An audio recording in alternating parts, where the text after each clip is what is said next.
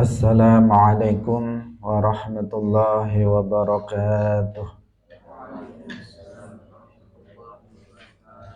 Alhamdulillahi rabbil alamin. Lahun ni'matu wa lahul fadlu wa lahul thana'ul hasan. Wassalawatullahil barrir rahim wal malaikatil muqarrabin ala sayyidina wa maulana Muhammadin wa ala alihi wa ashabihi tayyibin at-tahirin. Allahumma la sahla illa ma ja'altahu sahla wa anta taj'alul hazna idza syi'ta sahla. Allahumma rzuqna al-ikhlasa fin niyyati wal qawli wal amal wa ba'du. Ila nabiyil Mustafa sallallahu alaihi wasallam wa ikhwanihi minal anbiya'i wal mursalin wa syuhada'i was salihin, khususan ila sultanil awliya Syekh Abdul Qadir Al-Jilani wa Syekh Ahmad Ar-Rifa'i wa Syekh Bahaidin Naqsyabandi wa Syekh Abdullah Al-Harari wa ila arwahi muassisi jam'iyyati Nahdlatul Ulama Syekh Muhammad Hashim Ash'ari wa Syekh Bisri Sansuri wa Syekh Abdul Wahab Hasbuwah wa ila arwahi jami'i ahli al-qubur minal muslimin wal muslimat. Al-Fatihah. A'udzu billahi minasy syaithanir rajim. Bismillahirrahmanirrahim. Alhamdulillahi rabbil alamin. Ar-Rahmanir Rahim. Maliki yaumiddin. Iyyaka na'budu wa iyyaka nasta'in. Ihdinas siratal mustaqim. Siratal ladzina an'amta 'alaihim ghairil maghdubi 'alaihim waladdallin. Amin. Hadirin hadirat kaum muslimin muslimat, pemirsa Madu TV rahimakumullah. Alhamdulillah, kita bersyukur kepada Allah Subhanahu wa taala. Pada pagi hari ini Allah Subhanahu wa taala kembali mengumpulkan kita dalam sebuah majelis yang menjadi salah satu taman dari taman-taman surga dan yang dihadiri oleh para malaikat yang memintakan ampun untuk setiap orang yang hadir dalam majelis ilmu. Semoga Allah Subhanahu wa taala mengampuni dosa-dosa kita dengan sebab hadir dalam majelis ilmu ini dan mengumpulkan kita di dalam surganya Allah Subhanahu wa taala. Amin ya rabbal alamin. Salawat dan salam semoga tetap terlimpahkan kepada Nabi Agung, makhluk yang paling mulia, yaitu Nabi Muhammad sallallahu alaihi wasallam, para sahabatnya, keluarganya, serta seluruh umat Islam yang mengikuti beliau ila yaumil qiyamah. Hadirin rahimakumullah, mari kita ikhlaskan niat kita masing-masing. Kita hadir duduk dalam majelis ilmu ini semata-mata lillahi ta'ala, mencari ridhonya Allah Subhanahu wa ta'ala. Faslun fi asma'ih. Qala al-muallif rahimahullahu ta'ala, faslun utawi iki iku fasal swiji fi asma'ihi ing dalam nerangaken pira-pira asmane jenenge Kanjeng Nabi Muhammad sallallahu alaihi wasallam. Rawa was ngriwayataken sapa Jubair. Sapa Jubair bin Mut'im, Jubair bin Mut'im. Qala wasdawuh sapa Jubair bin Mut'im. Qala wasdawuh sapa Rasulullah sallallahu alaihi wasallam.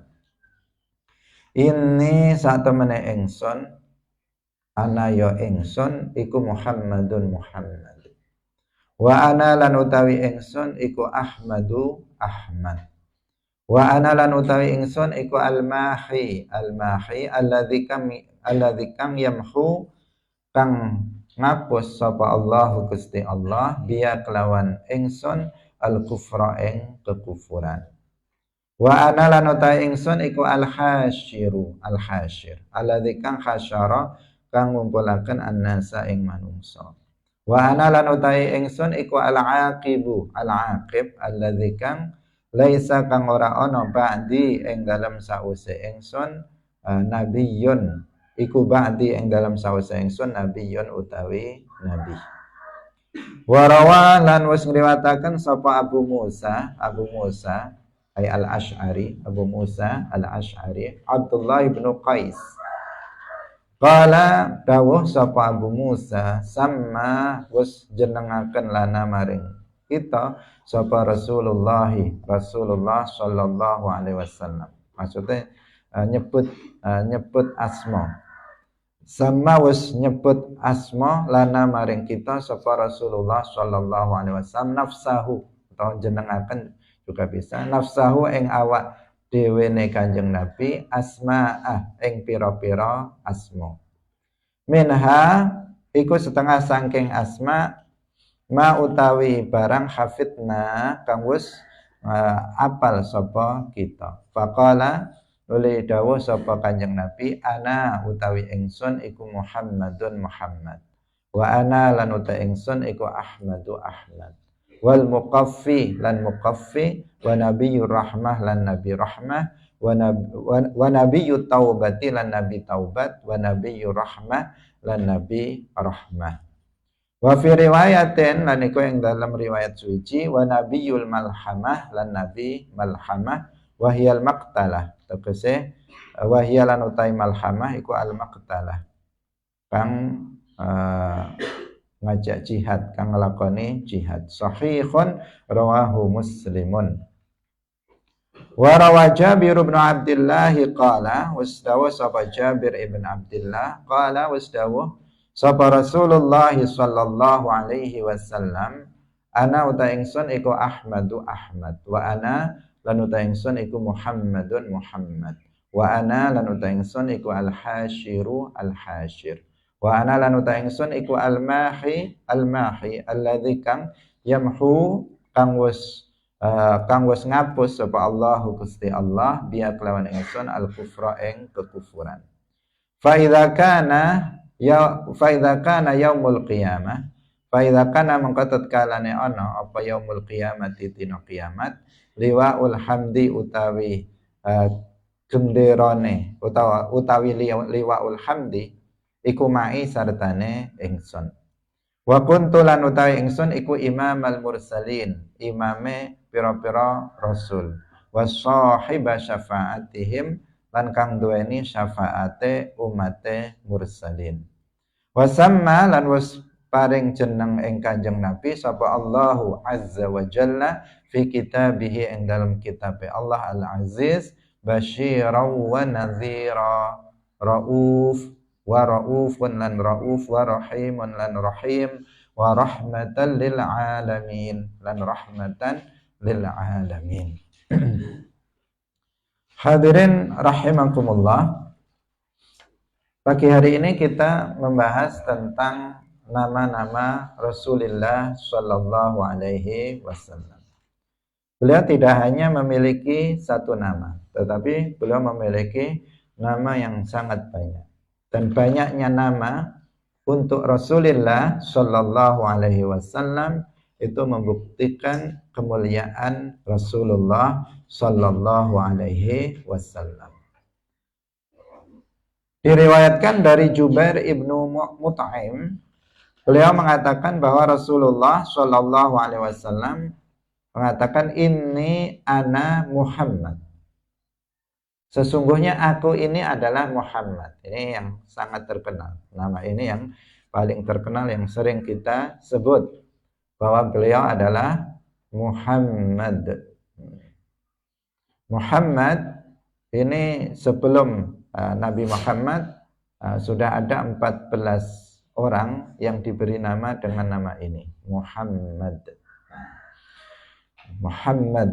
Jadi kalau nama maka kita tidak menerjemahkannya, meskipun terkadang nama itu memiliki makna. Yang makna itu adalah makna yang baik. Kalau umat Islam maka menamakan anak-anaknya itu dianjurkan dengan nama seperti Abdullah, Abdurrahman, dan juga dengan nama-nama husna yang lainnya selain al-asma al-khassah, dan juga dengan nama-nama para nabi. Maka yang kita baca tentang nama-nama Rasulullah ini bisa menjadi pedoman kita dalam nanti kalian memberikan nama anak-anaknya.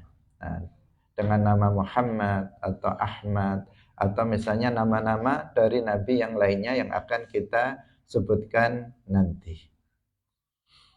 Hadirin rahimakumullah, nama pertama dari Rasulullah adalah Muhammad. Kemudian yang kedua adalah Ahmad. Nah, beliau adalah Ahmad. Kalau nama Ahmad, ini nggak ada orang sebelum Nabi Muhammad yang dinamakan dengan nama Ahmad. Ahmad itu orang yang pakai nama Ahmad yang pertama kali adalah Nabi kita Muhammad Sallallahu Alaihi Wasallam. Dan nama ini Muhammad juga ada, nama Ahmad itu juga sudah disebut di dalam Al-Quran. Nama Muhammad juga disebut di dalam Al-Quran, nama Ahmad juga disebutkan di dalam Al-Quran, dan nama-nama lainnya sebagian juga disebutkan di dalam Al-Quran. Dan nama Ahmad ini yang disebut dalam Al-Quran, yang disebut oleh Nabi Isa alaihissalam tentang Nabi akhir zaman yang akan menutup nabi-nabi sebelumnya. Dalam Al-Quran disebutkan wa idh qala Isa bin Maryam ya bani Israila inni rasulullahi ilaikum musaddiqan lima baina yadayya minat tawrati wa mubashiran bi rasulin ya'ti min ba'dismuhu Ahmad wa mubashiran bi rasulin ya'ti min ba'di ismuhu Ahmad, atau min ba'di ismuhu Ahmad. Nabi Isa mengatakan bahwa aku ini adalah Rasulullah kepada kalian Bani Israel. Wahai Bani Israel, Bani Israel keturunan dari Nabi Yakub alaihissalam, pengikut dari Nabi Musa alaihissalam dulunya.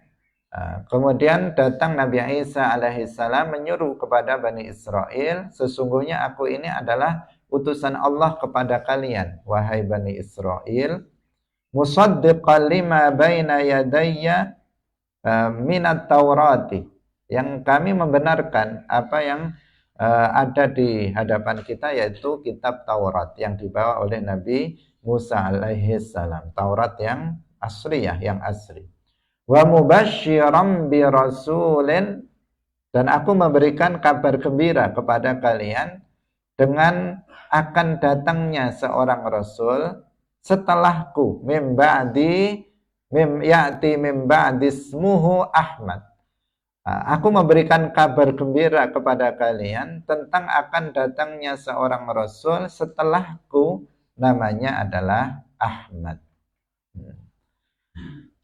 Hadirin rahimakumullah, dan Ahmad ini adalah Nabi kita Muhammad Sallallahu Alaihi Wasallam, nama lain dari Nabi Muhammad Sallallahu Alaihi Wasallam. Wa ana al-mahi, nama yang ketiga dari Nabi Muhammad adalah al-mahi.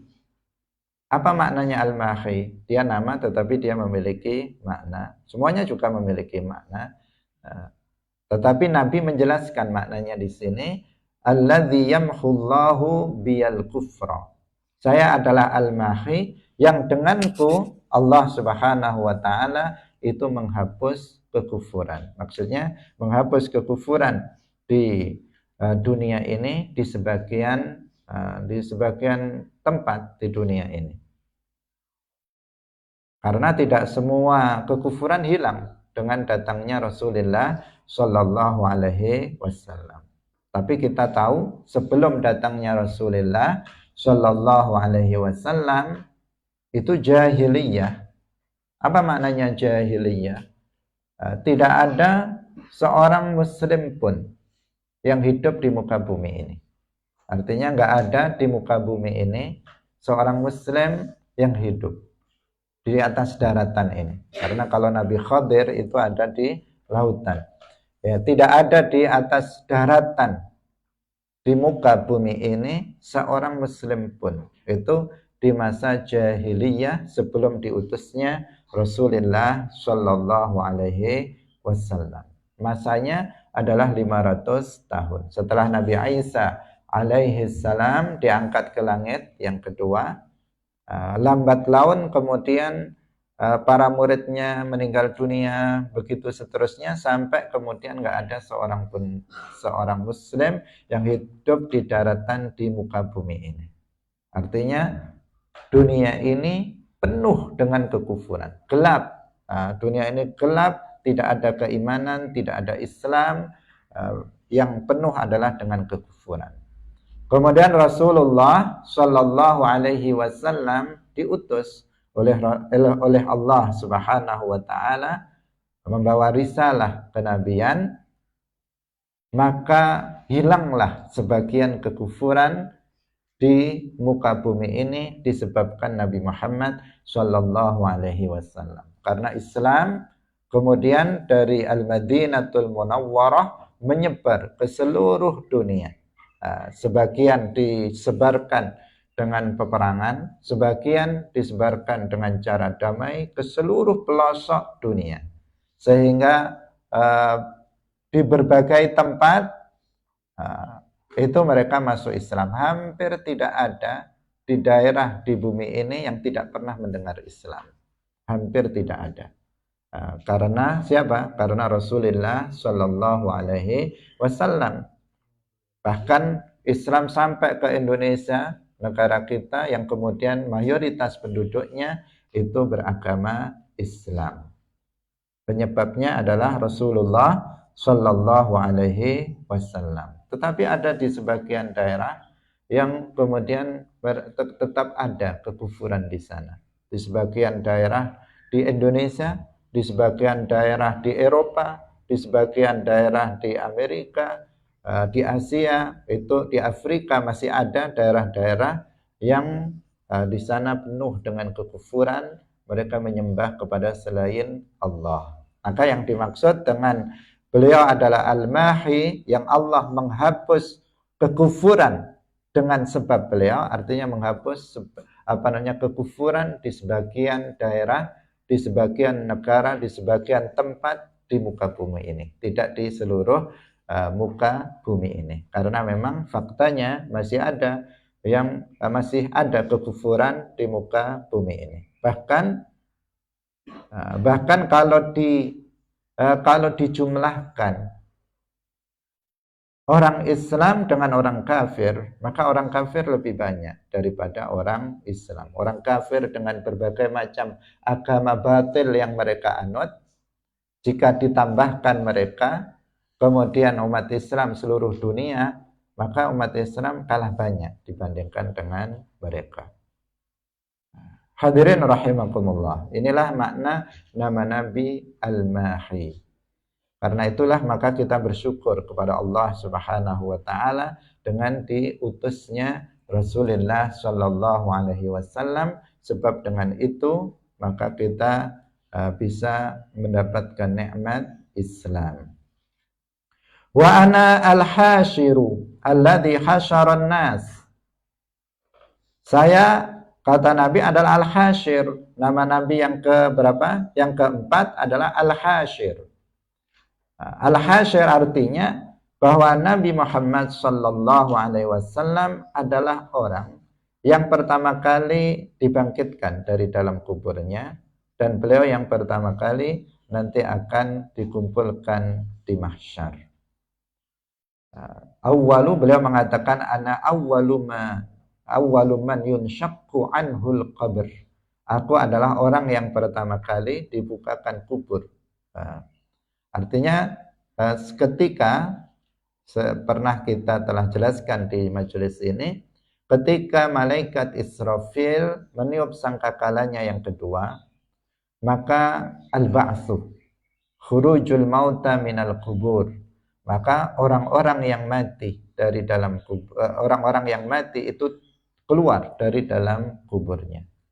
Orang yang pertama kali keluar dari dalam kuburnya adalah Nabi Muhammad sallallahu alaihi wasallam dan orang-orang yang dimakamkan, yang dikuburkan di Madinah dan di Makkah. Setelah itu baru orang-orang yang dikuburkan di luar Madinah dan di Makkah, di seluruh dunia. Semuanya keluar dari dalam kuburnya. Nah, setelah itu mereka dikumpulkan di mahsyar. Semuanya berjalan ke arah mahsyar. Yang mana mahsyar ini disebutkan dalam sebuah riwayat adalah Ardus Syam, yaitu tanah Syam. Tanah Syam itu sekarang terbagi menjadi beberapa negara. Ada Palestina sebagai induknya, kemudian ada Syria, ada Lebanon, ada Yordania, kemudian ada sebagian daerah dari Mesir, sebagian daerah dari Irak, sebagian, tidak seluruhnya, itu masuk dalam wilayah Syam, namanya Ardus Syam. Sekarang sudah terpecah belah menjadi beberapa negara pasca penjajahan negara-negara barat terhadap negara-negara Islam. Akhirnya umat Islam dipecah belah menjadi beberapa negara. Seperti halnya di Asia, misalnya di sini dulu ada Nusantara yang meliputi Indonesia, Malaysia, Singapura, Brunei, itu semuanya satu negara. Tetapi kemudian datang penjajah dan dipecah belah. Setelah itu menjadi negara-negara sendiri-sendiri. Yaman juga demikian. Yaman sekarang dulu bukan hanya Yaman yang sekarang kita kenal dengan sebutan negara Yaman, tetapi lebih luas dari itu. Tetapi kemudian dipecah-pecah menjadi beberapa negara. Nah, Syam nanti pada hari kiamat, setelah manusia dibangkitkan dari kuburnya, ini menjadi mahsyar, tempat berkumpulnya manusia setelah dibangkitkan dari dalam kuburnya. Karena Nabi Muhammad yang pertama kali dibangkitkan, maka beliau yang pertama kali menuju Syam bersama orang-orang yang dimakamkan di daerah Madinah, Makkah, kemudian baru yang lainnya, yaitu dalam hal dikumpulkannya di mahsyar. Nah, karena itulah maka beliau dinamakan dengan nama Al-Hasyir. Wa ana al-aqib, wa ana al-aqib. Nama yang ke berapa? Yang kelima. Tadi apa? Muhammad, Ahmad, Al-Mahi, Al-Hasyir. Kemudian yang kelima, Al-Aqib. Ana Al-Aqib. Beliau adalah Al-Aqib. Apa maknanya Al-Aqib? Alladzi laisa ba'di nabiyyun. Nabi Muhammad sendiri yang memberikan penafsiran terhadap nama beliau. Alladzi laisa ba'di nabiyyun, yaitu yang tidak ada setelahku seorang nabi, yang tidak ada nabi setelahku. Itu makna al-aqib. Ini sekaligus membantah pengakuan nabi-nabi palsu setelah Nabi Muhammad sallallahu alaihi wasallam. Karena setelah wafatnya nabi, banyak sekali orang yang mengaku menjadi seorang nabi. Bahkan sampai pada hari ini di seluruh dunia ada orang-orang yang mengaku menjadi seorang nabi. Termasuk di Indonesia juga ada orang-orang yang mengaku menjadi seorang nabi. Ada di India, namanya Ghulam Ahmad, dia juga mengaku sebagai seorang nabi dan banyak pengikutnya di seluruh dunia. Ini hadis sahih membantah pernyataan itu. Nabi sendiri mengatakan ana al-aqib alladzi laisa ba'di nabiyyun. Banyak ayat, ada ayat Al-Qur'an dan juga banyak hadis yang menguatkan ini bahwa tidak ada nabi setelah Nabi Muhammad sallallahu alaihi wasallam. Dalam Al-Qur'an misalnya disebutkan wa khataman nabiyyin, dan Muhammad itu adalah penutup dari seluruh para nabi. Dalam hadis yang lain Rasulullah bersabda wa khutima biyan nabiyyun, dan diakhiri, ditutup denganku seluruh para nabi. Dalam hadis yang lain Rasulullah bersabda lau kana ba'di nabiyyun lakana Umar, apabila ada nabi setelahku maka dia pastilah Umar. Tetapi karena nggak ada nabi lagi maka Umar juga bukan nabi. Nah, di antaranya lagi adalah hadis ini Rasulullah bersabda wa anal aqib alladzi laisa ba'di nabiyyun. Saya ini adalah al-aqib, yang artinya enggak ada lagi nabi setelah aku. Beliau adalah nabi yang terakhir, artinya yang diangkat. Nah, terakhir kalinya, setelahnya enggak ada nabi lagi yang diangkat menjadi seorang nabi. Enggak ada lagi yang diangkat menjadi seorang nabi setelah Nabi Muhammad sallallahu alaihi wasallam. Nah, sekarang masih ada nabi, tetapi sudah diangkat jadi nabi sebelum Nabi Muhammad sallallahu alaihi wasallam. Seperti Nabi Isa alaihi salam sekarang masih hidup. Beliau berada di langit yang kedua. Di akhir zaman beliau akan turun ke bumi ini. Nah, artinya di bumi masih ada nabi, tetapi beliau diangkat menjadi nabi sebelum diangkatnya menjadi Nabi Rasulullah Muhammad sallallahu alaihi wasallam. Demikian juga ada Nabi Khadir. Kita kenal Nabi Khadir alaihi salam. Sekarang juga masih hidup Nabi Khadir. Bahkan sudah ada di bumi ini Nabi Khadir alaihi salam. Dan beliau adalah seorang nabi, tetapi beliau diangkat menjadi seorang nabi kapan? Jauh sebelum Nabi Muhammad sallallahu alaihi wasallam. Bahkan Nabi Khadir sudah hidup di masa Nabi Musa alaihi salam. Seperti yang kisah dalam Al-Quran disebutkan tentang kisah Nabi Khadir bersama Nabi Musa alaihi salam. Jauh sekali dari masa sebelum Rasulullah sallallahu alaihi wasallam. Tetapi Allah memberikan anugerah umur yang panjang kepada Nabi Khadir alaihi salam. Nah, namun beliau hidup di lautan. Artinya lautan bagi Nabi Khadir itu seperti daratan bagi kita. Kalau kita berjalan di atas daratan ini itu biasa saja, kita berjalan biasa. Tetapi kalau kita berjalan di lautan maka kita akan tenggelam kalau nggak pakai perahu. Nabi Khadir alaihi salam berjalan di atas lautan seperti kita berjalan di atas daratan. Apabila beliau berkehendak untuk mengunjungi seseorang di daratan, maka beliau akan mengunjunginya. Tetapi enggak semua orang. Beliau hanya mengunjungi orang-orang muslim yang saleh. Seorang muslim yang saleh, dia akan bisa mendapatkan anugerah dipilih oleh Nabi Khadir untuk dikunjungi. Dan beliau seorang nabi, nabi mubarak yang penuh dengan keberkahan. Salah satu yang pernah dikunjungi oleh Nabi Khadir alaihi salam adalah guru kita, Syekh Abdullah Al-Harari rahimahullah. Ketika beliau masih muda, beliau pernah didatangi oleh Nabi Khadir dan dirangkul, didekap oleh Nabi Khadir.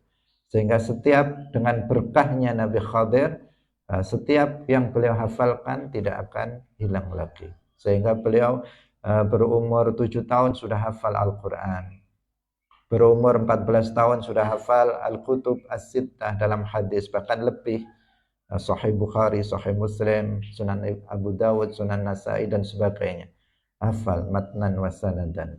Nah, itu salah satunya adalah barokahnya Nabi Khadir alaihi salam. Hadirin rahimakumullah. Nah, semoga kita bisa dipertemukan dengan Nabi Khadir alaihi salam. Amin ya rabbal alamin. Sahih, ya, hadis ini adalah sahih muttafaqun alaih. Apa artinya muttafaqun alaih? Diriwayatkan oleh Al-Imam Al-Bukhari dan Al-Imam Muslim.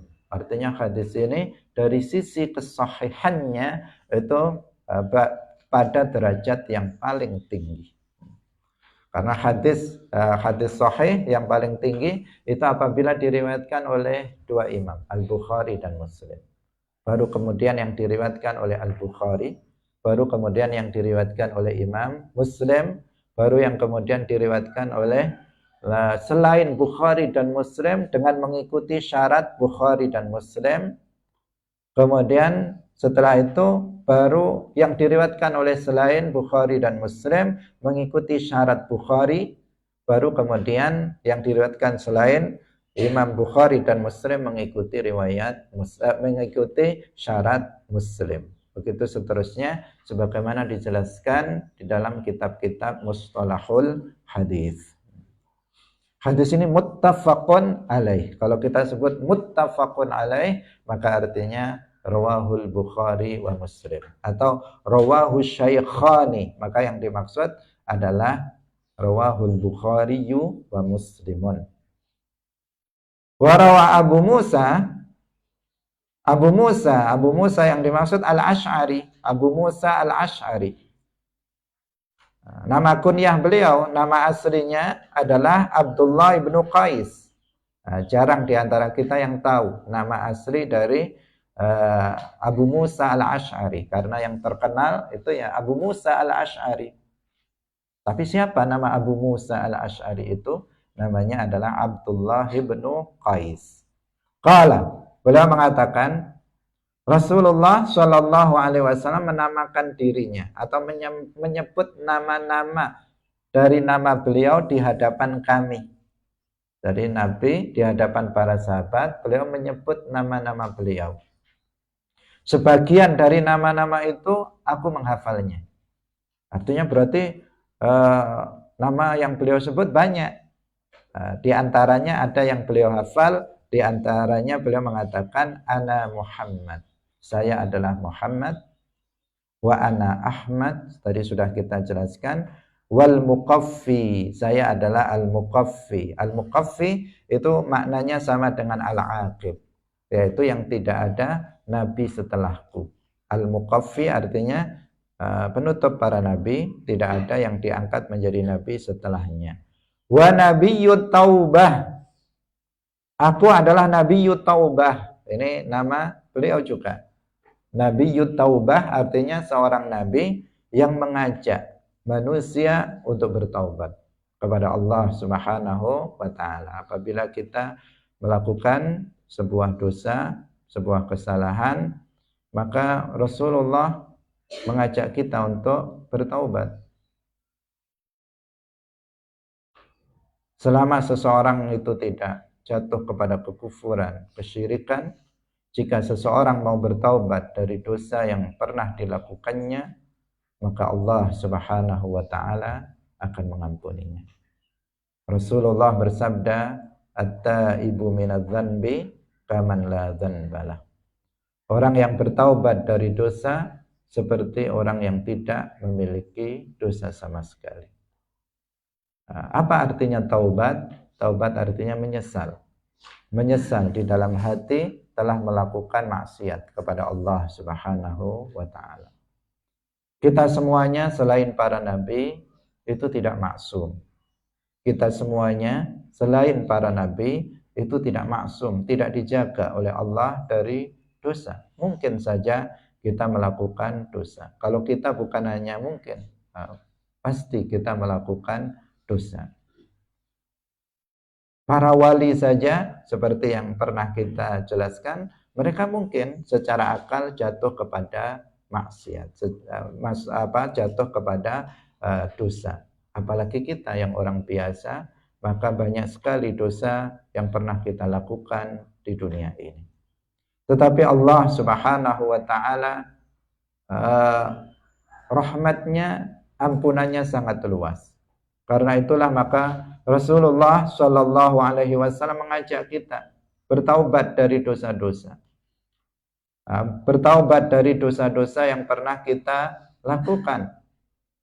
Rasulullah Shallallahu Alaihi Wasallam bersabda, kullu bani Adam khata'un.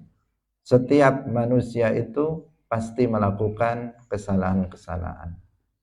Wa khairul khatta'in at-tawwabun. Dan sebaik-baik orang yang melakukan kesalahan itu adalah orang yang mau bertaubat. Setiap manusia maksudnya adalah selain para nabi. Setiap manusia, kullu bani Adam, setiap anak Adam, artinya setiap manusia itu khata'un, itu melakukan kesalahan-kesalahan, melakukan dosa, melakukan maksiat.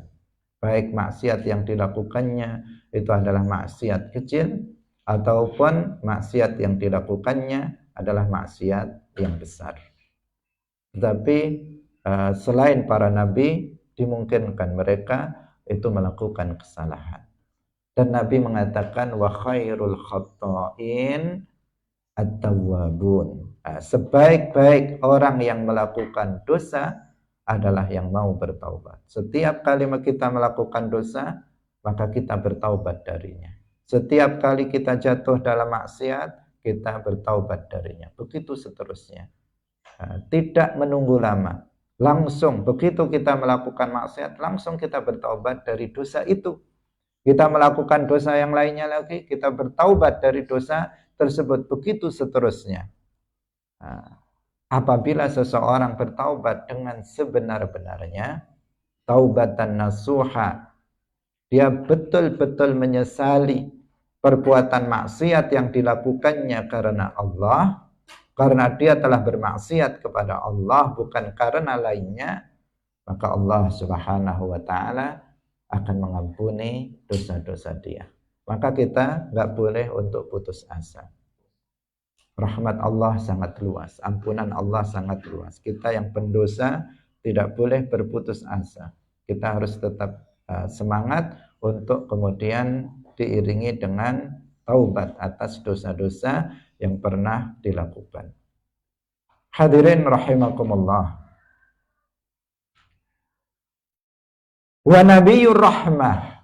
Beliau adalah nabiyur rahmah. Nabi Muhammad adalah nabiyur rahmah. Seorang nabi yang penuh kasih sayang terhadap umatnya.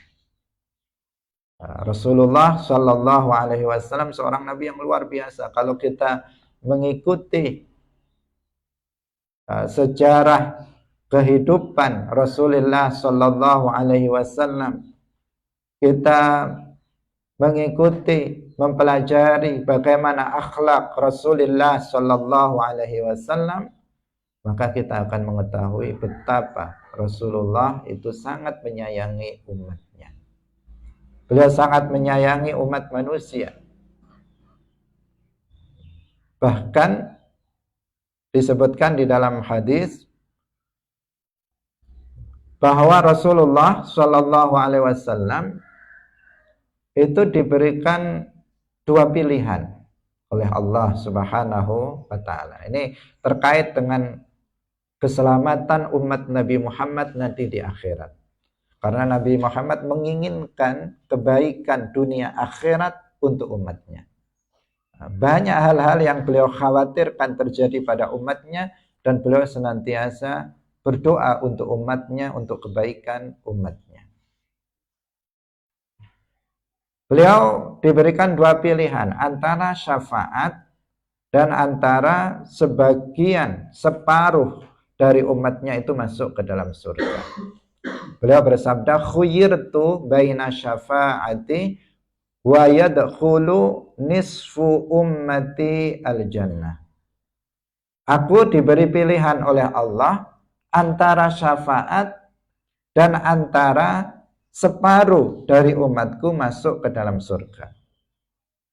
Mana yang dipilih oleh Nabi? Beliau mengatakan fakhtartu asy-syafa'ah. Maka aku memilih syafaat. Kenapa? Rasulullah Shallallahu Alaihi Wasallam memberikan penjelasan, li'annahu a'ammu wa akfa. Karena syafaat itu lebih umum, lebih bisa menyebar atau lebih mencakup. A'ammu wa akfa. Kalau dikatakan separuh dari umat beliau masuk ke dalam surga, maka separuh persis, separuh di surga, separuh di neraka. Tetapi kalau syafaat, maka akan lebih dari separuh yang akan masuk ke dalam surga. Masuk surga tanpa azab itu lebih dari separuh dari umatnya Nabi Muhammad Sallallahu Alaihi Wasallam. Kenapa?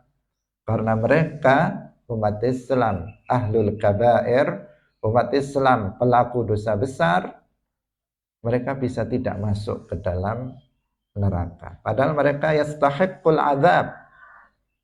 Padahal ahlul kabair, para pelaku dosa besar dari umat Muhammad di akhirat, jika Allah tidak mengampuninya, berhak untuk masuk ke dalam neraka, diazab di dalam neraka. Tetapi jika Rasulullah memberikan syafaat kepada mereka, maka mereka nggak jadi masuk ke dalam neraka dan kemudian bisa masuk ke dalam surga tanpa azab. Karena apa? Karena syafaat. Nah, karena syafaat Rasulullah Sallallahu Alaihi Wasallam. Syafaat kita tahu maknanya Rasulullah berdoa kepada Allah, meminta kepada Allah agar digugurkan azab dari sebagian umatnya yang melakukan dosa besar. Nah, semoga kita semuanya mendapatkan syafaat dari Rasulullah Sallallahu Alaihi Wasallam. Teruslah kita berusaha menjadi orang baik. Meskipun pada kenyataannya kita belum menjadi orang baik, tetapi berusahalah senantiasa menjadi orang yang baik. Dengan cara belajar ilmu agama, belajar menghadiri majelis-majelis ilmu agama, dan berusaha keras untuk mengamalkannya. Berusaha untuk melaksanakan yang diwajibkan, berusaha untuk meninggalkan yang diharamkan. Berusaha keras kita tunjukkan usaha kita kepada Rasulullah Sallallahu Alaihi Wasallam bahwa kita ingin menjadi orang baik.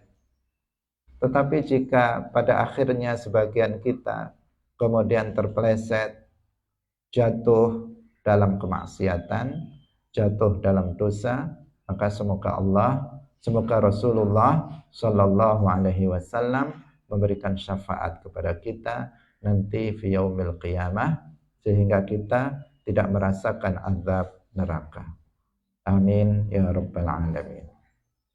Nabiur rahmah, ini bukti bahwa Nabi itu penuh rahmah, penuh kasih sayang terhadap umatnya. Wa fi riwayatin Nabiyul Malhamah. Nabi Muhammad adalah Nabiyul Malhamah, yakni Nabiyul Maqtalah. Artinya seorang nabi yang beliau mengajak untuk berjihad fi sabilillah, untuk berperang fi sabilillah. Dan itu tidak bertentangan dengan Nabiyur Rahmah.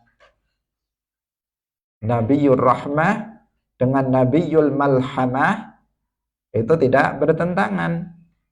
Nabiyur Rahmah artinya nabi yang penuh dengan kasih sayang. Nabiyul Maqtalah, nabi yang mengajak untuk berjihad fisabilillah, berperang fisabilillah. Tidak bertentangan antara Nabiyur Rahmah dengan Nabiyul Malhamah. Kenapa kok dikatakan tidak bertentangan? Karena perang di dalam Islam adalah dalam rangka menyebarkan rahmah. Karena perang di dalam Islam adalah dalam rangka menyebarkan rahmah, bukan untuk membuat kerusakan. Tetapi tidak seperti perang pada masa sekarang ini. Tetapi perang dalam Islam adalah untuk menyebarkan rahmah. Apa itu rahmah? Rahmah yang terbesar adalah Islam. Rahmah yang terbesar adalah Islam. Maka Nabi berperang dalam rangka memasukkan mereka ke dalam rahmah, ke dalam Islam. Ketika mereka diperangi, bagaimana ketika seorang raja yang kafir menghalang-halangi umatnya, menghalangi rakyatnya untuk masuk ke dalam agama Islam. Kemudian Nabi memerangi dan menjatuhkan penguasa itu, sehingga rakyatnya bebas, mereka masuk ke dalam Islam. Mereka berduyun-duyun masuk ke dalam Islam, mereka mendapatkan rahmah Islam. Karena dengan mereka masuk ke dalam agama Islam, mereka akan mendapatkan keselamatan di akhirat, keselamatan dari keabadian dari neraka. Dengan sebab mereka diperangi terlebih dahulu para penguasanya, sehingga mereka dengan itu mendapatkan rahmah Allah berupa Islam. Nah, jadi nggak bertentangan antara Nabiyur Rahmah dengan Nabiyul Malhamah. Wa rawa Jabir bin Abdullah qala Rasulullah ana Ahmad, sudah, wa ana Muhammad yang tadi mengulangi, wa anal hasyir, kemudian wa anal mahi, sudah kita jelaskan, alladzi yamhullahu bihal kufra fa idza kana yaumul qiyamah liwaul hamdi ma'i. Nanti pada hari kiamat itu liwaul hamdi, yaitu bendera al-hamd, itu Nabi yang memegang. Artinya beliaulah pemimpinnya pada hari kiamat. Beliau mengatakan dalam hadis yang lain, ana sayyidu waladi Adam yaumal qiyamati wala fakhr. Beliau yang memegang bendera liwaul hamdi sebagai pemimpin umat manusia nanti di akhirat pada hari kiamat. Wa kuntu imamal mursalin. Aku adalah pemimpin dari seluruh para rasul. Imam dari seluruh para nabi. Semua para nabi itu bermakmum kepada Rasulullah sallallahu alaihi wasallam. Di waktu Isra dari Makkah ke Palestina di Masjidil Aqsa, ketika Nabi datang, semua para nabi sudah berkumpul di Masjidil Aqsa. Kemudian dipersilahkan Nabi untuk menjadi imam salat. Beliau imamul mursalin, imamul anbiya wal mursalin. Beliau imamnya para nabi, imamnya para rasul. Wa sahiba syafa'atihim. Beliau adalah pemilik syafaat mereka. Para nabi memberikan syafaat. Para nabi, setiap nabi memberikan syafaat kepada sebagian umatnya. Tetapi ada syafaat yang tidak bisa diberikan oleh selain Nabi Muhammad sallallahu alaihi wasallam. Syafaat itu namanya adalah asy-syafa'atul uzma. Asy-syafa'atul uzma. Syafaat yang paling agung, yaitu syafaat berupa membebaskan umat manusia dari panasnya terik matahari di mahsyar. Membebaskan umat manusia yang dimaksud adalah orang-orang Islam pelaku dosa besar dari panasnya terik matahari di mahsyar, yang ketika itu panasnya luar biasa sehingga sebagian orang tenggelam dengan air keringatnya karena saking panasnya. Hadirin rahimakumullah. Nah, di saat itu orang-orang pada kebingungan. Mereka panik, mereka resah, mereka bingung, sehingga mereka berduyun-duyun datang kepada Nabi Adam alaihissalam meminta syafaat. Tapi Nabi Adam mengatakan, bukan saya yang punya hak untuk memberikan syafaat ini. Datanglah kepada Nuh, datang kepada Nabi Nuh, sama. Datang kepada Nabi Ibrahim, sama juga jawabannya. Datang kepada Nabi Musa, sama juga jawabannya. Datang kepada Nabi Isa, sama juga jawabannya. Sampai datang kepada Nabi Muhammad, maka Nabi Muhammad berdoa kepada Allah agar melepaskan mereka. Mereka bukan hanya umat Nabi Muhammad, tetapi juga umatnya nabi-nabi sebelumnya. Umat-umatnya Nabi sebelumnya, pelaku dosa besar dari umat-umat Nabi sebelumnya, Nabi juga memberikan syafaat kepada mereka, membebaskan mereka dari panasnya terik matahari di mahsyar. Ini yang dimaksud wasahiba syafa'atihim. Bukan berarti seorang Nabi tidak memberikan syafaat. Ngasih syafaat, tapi bukan syafaat ini. Bukan syafaat di mahsyar, tapi syafaat untuk membebaskan sebagian pelaku dosa besar dari umatnya dari masuk ke dalam neraka. Atau setelah masuk ke dalam neraka untuk kemudian diringankan azabnya. dikurangi azabnya oleh Allah Subhanahu wa taala. Wa sammahu Allahu azza wa jalla fi kitabihil aziz. Sekarang nama-nama nabi yang ada dalam Al-Qur'an. Bukan hanya ini, masih banyak lagi, tetapi ini adalah di antara yang disebut oleh Al-Hafidz Al-Maqdisi dalam kitab ini. Ini bukan membatasi, kitab ini bukan terbatas nama nabi itu yang ada dalam Quran hanya ini, enggak. Masih ada lagi yang lainnya. Basyira wa nadhira, beliau adalah basyir. Artinya orang yang memberikan kabar gembira kepada mereka yang mukmin dengan pahala dan surga. Nadhir, beliau juga namanya Nadhir. Beliau basyir dan juga nadhir. Artinya nadhir yang memberikan peringatan. Yang memberikan peringatan, ancaman kepada mereka yang tetap dalam kekufuran dan kemaksiatan dengan azab dan neraka nanti di akhirat. Itu namanya nadhir. Awas kalian, kalau tetap kalian dalam kekufuran akan masuk ke dalam neraka. Nadhir. Rauf, nabi itu adalah Rauf. Selain Rauf itu adalah nama Allah, Rauf juga nama nabi. Sebagian nama Allah itu juga nama nabi. Seperti Rauf, Rahim. Berikutnya Rahim itu nama Allah juga nama nabi.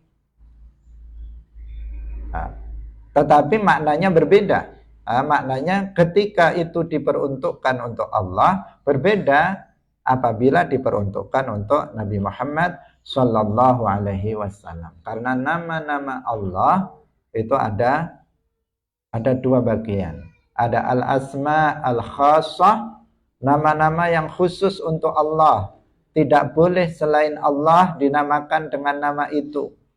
Seperti lafzul jalalah Allah, Ar-Rahman, Al-Khaliq, Ar-Razzaq, Al-Ghaffar, Ghafirul Dzambi, Al-Muhyi, Al-Mumit, Al-Quddus, Malikul Mulki, Dzul Jalali wal Ikram. Ini adalah nama-nama yang khusus untuk Allah. Tidak boleh selain Allah dinamakan dengan nama itu. Ada al-asma al-ammah, ada nama Allah yang ammah, yang umum. Umum artinya boleh selain Allah dinamakan dengan nama itu, tetapi dengan makna yang berbeda. Seperti buktinya adalah Nabi Muhammad. Beliau juga memiliki nama Rahim. Beliau juga memiliki nama Rauf yang sama dengan nama Allah. Tetapi dari sisi maknanya itu berbeda. Yang terakhir, beliau adalah rahmatan lil alamin. Beliau adalah rahmat bagi alam semesta karena beliau datang dengan membawa Islam. Ada lagi nama-nama yang lainnya, Al-Mustafa, Al-Mujtafa, Al-Mujtaba, ada Toha, ada Yasin. Kalau Yasin dalam hadis yang dhaif disebut sebagai salah satu nama Nabi.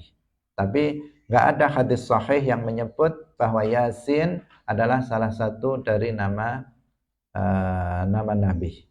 Sebagian para ahli tafsir menyebut bahwa Yasin artinya adalah ya insan kamil, wahai manusia yang sempurna seperti Nabi Muhammad. Itu makna Yasin. Sebagian ulama menafsirkannya seperti itu. Tapi ada sebagian yang menyebut bahwa Yasin adalah juga salah satu dari nama Nabi Muhammad Sallallahu Alaihi Wasallam. Juga Toha. Karena itu kita sholawat ala Toha Rasulillah, ala Yasin Rasulillah. Itu apa? Sholatullah, salamullah ala Toha Rasulillah. Siapa Toha itu? Toha Nabi Muhammad Sallallahu Alaihi Wasallam. Hadirin rahimakumullah dan nama-nama yang lainnya. Sampai di sini pengajian kita pada pagi hari ini. Semoga bermanfaat bagi kita semuanya. Barakallahu fikum. Wallahul muwaffiq ila aqwamit thariq. Wassalamualaikum warahmatullahi wabarakatuh. La ilaha إلا الله. اللهم صل على سيدنا محمد وعلى آله وصحبه وسلم. رب اغفر لي ولوالدي وللمؤمنين والمؤمنات.